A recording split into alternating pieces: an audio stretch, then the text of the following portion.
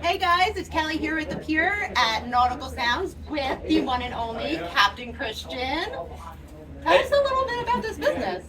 So in 2020, I left 20 years in corporate America and bought a sightseeing tourism business in St. Petersburg, Florida. It seems like a really good idea, huh? That's a great idea. It's high intelligence.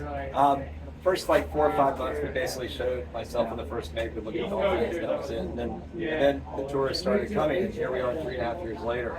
But the Nautical Sounds concept, I got a phone call from Greg Shields that cashed out. And Very cool. he wanted to see if I would want to promote my business when they headlined Janice, which is just 2 blocks away. And I said, that's not really my bag. Like, what makes the Dolphin Queen go is it's tourists here on vacation want to see dolphin tours. I was like, Greg, don't you do bus tours and with like 5 or 10 VIPs? He said, yep. I was like, all right, let's do it on the boat. And he's like, oh my gosh, that sounds like a great idea. It's the perfect idea. Yep. So Cashed Out came on twice. That was it. I didn't do any other music. I just thought it was kind of a cool thing. And then Article Sound System had their Welcome to Florida tour.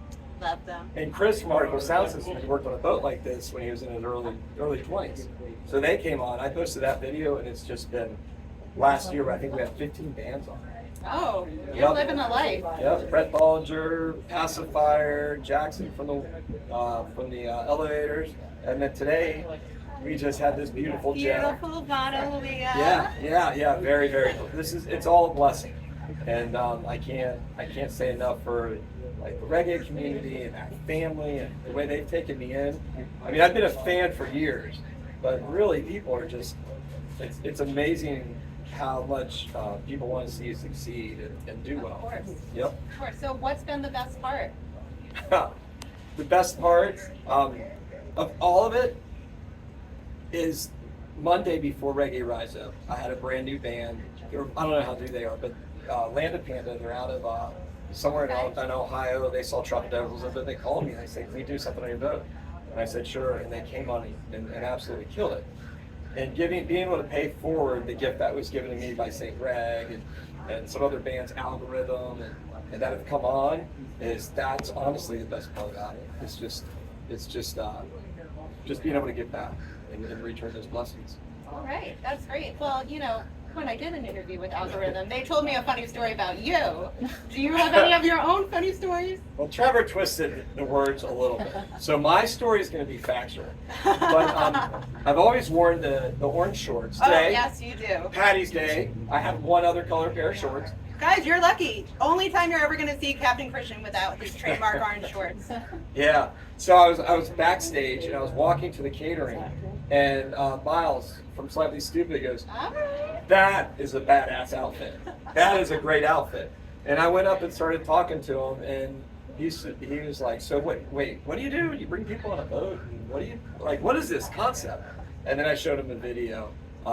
But even having someone that's the pioneer of this genre, have that interaction with him, it was funny.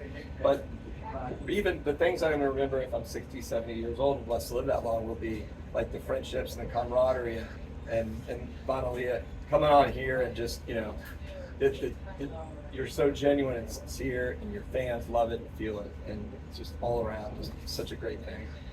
Right, that's awesome. So guys, if you don't already follow Nautical Sounds, look them up on Instagram. Maybe one day you'll be here having the time of your life at sea with beautiful people like Vana Liya. So let's talk to you, Vana. Hello.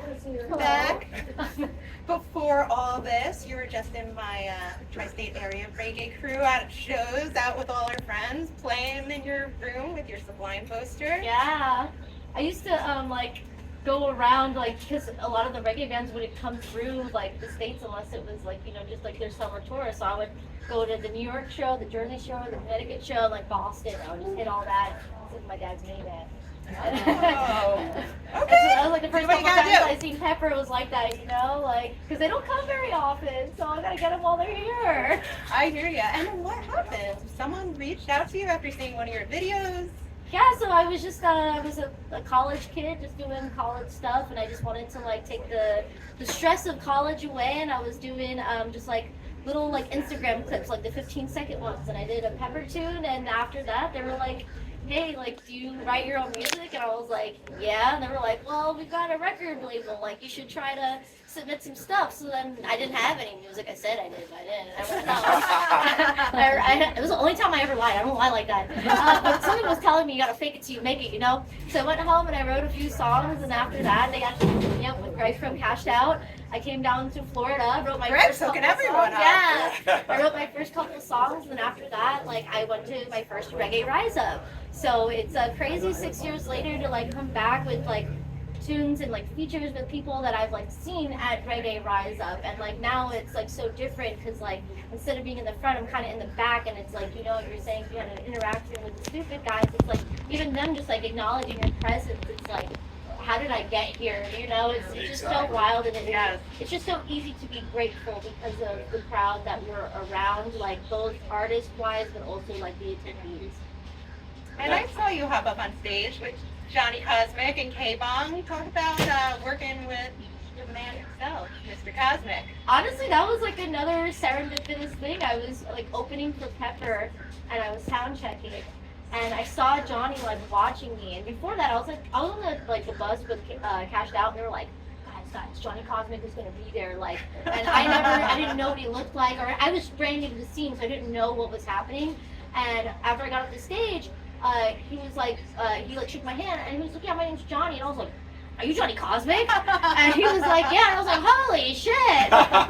So then we actually talked that day about writing a song called Go For It, because I was living in New York at the time and he was living in California, and I was like, I really want to make the move. And he's like, yeah, you just have to go for it. And I was like, we should write a song called Go For It. I love it. Then like 5 months later, like we ended up like with only like five-ish hours to like write a tune.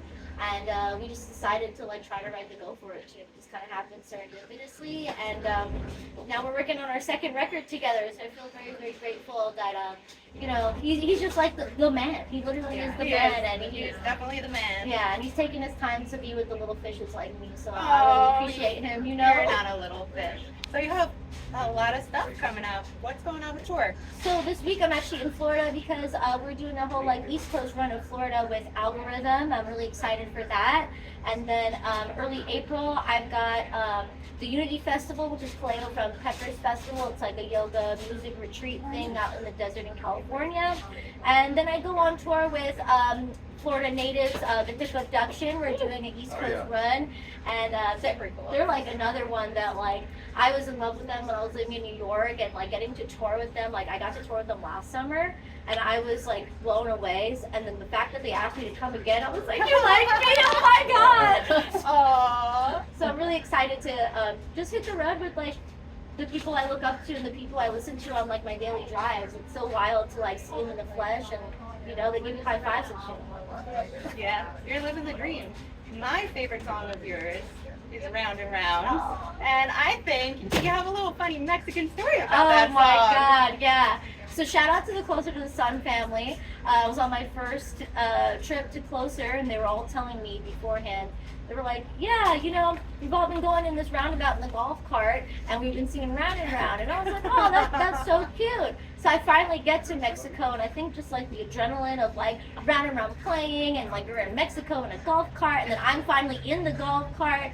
We just went round and round too many times, and we all fell, and I luckily didn't, nothing happened to me. I don't know how that happened, but shout out to Barb Salinas, because if it wasn't for her, I wouldn't be alive today. She literally like scraped up her whole side. Like Brooke Dollarhide and Lisa K. Wood, they all kind of got like rug burn everywhere to save my life. So, you know, Round and Round is a dangerous song if you're having too much fun. Well, look forward to seeing you inside today. Hopefully you'll be hopping up on some more sets. Yeah, we'll see, and maybe hang out with the Sugar Shack boys. But it's just been a blast to have the experience and like be around people like yourselves, and just good-hearted people, you know. All right, guys. So you heard it here. Vana Liya working on a second record. See her on tour. Follow her on Instagram, and you have to come to St. Pete and check out Nautical Sounds. We'll see you next time.